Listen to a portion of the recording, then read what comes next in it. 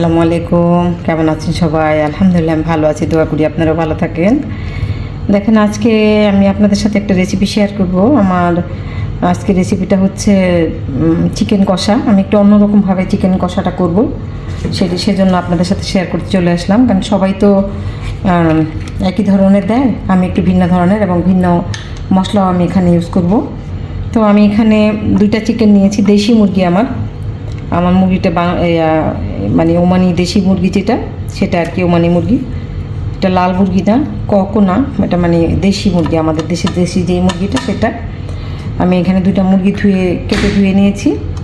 এখানে আমি পরিমাণ মতো লবণ দিয়ে দিয়েছি, 2 টেবিল চামচ আদা রসুনের পেস্ট, 7-8টা কাঁচামরিচ ফালি করে দিয়েছি, পেঁয়াজ কুচি 2 কাপ দিয়েছি এখানে। তারপর হলুদের পাউডার দিয়েছি 1 টেবিল চামচ, মরিচের পাউডার আধা চা চামচ, জিরার পাউডার 1 চা চামচ, ধনিয়ার পাউডার আধা চা চামচ।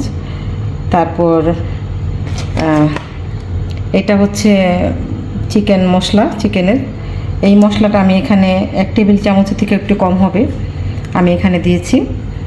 তো সব কিছু আমার এখানে দেওয়া শেষ হয়ে গেছে। আমি এটা মেখে নিচ্ছি। এইদিকে আমি একটা চুলায় একটা কড়াই বসিয়ে দিয়েছি। বিসমিল্লাহির রহমানির রহিম। যেহেতু আমি এটা কষা করব, সেজন্য একটু তেলের পরিমাণটা একটু বেশি দিলাম। তেলটা গরম হলে এখানে আমি পেঁয়াজ কুচি অ্যাড করে দিব। আমি এইদিকে মশলাটা মেখে নিব চিকেনের। এখন আমি এখানে পেঁয়াজগুলো দিয়ে দিব।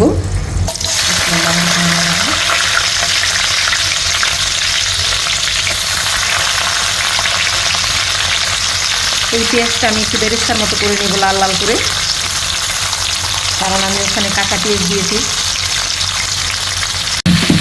দেখুন, পেঁয়াজটা বেরেস্তা হয়ে গেছে। আমি এখানে টমেটো অ্যাড করে দিচ্ছি। এখন আমি এখানে মেখে রাখা চিকেনটা দিয়ে দিলাম। একটু নেড়ে চেড়ে ঢেকে দিব আমি। দেখুন, চিকেনটা বলক এসে দিচ্ছে। আমি একটু নেড়ে চেড়ে দিচ্ছি।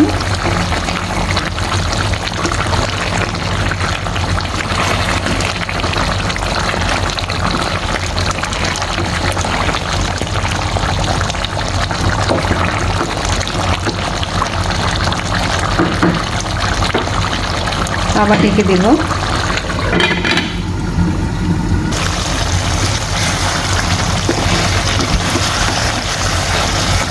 চিকেন কষাটা প্রায় হয়ে আসছে, আর 10 মিনিটের মতো রান্না করবো। একটু নেড়ে দিলাম। আমি যেই পানি দিয়েছি সেই পানিটাই আমি চুলার আঁচ মানে ঢিম করে মাংসটা সিদ্ধ করে নিয়েছি। আমি আরও কিছুক্ষণ রান্না করব।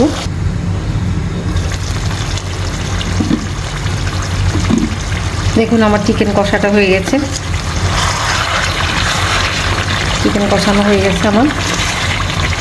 তো কেমন লাগলো আমার আজকে রেসিপিটা? ভালো লাগলে অবশ্যই লাইক শেয়ার করবেন, কমেন্ট করে জানাবেন।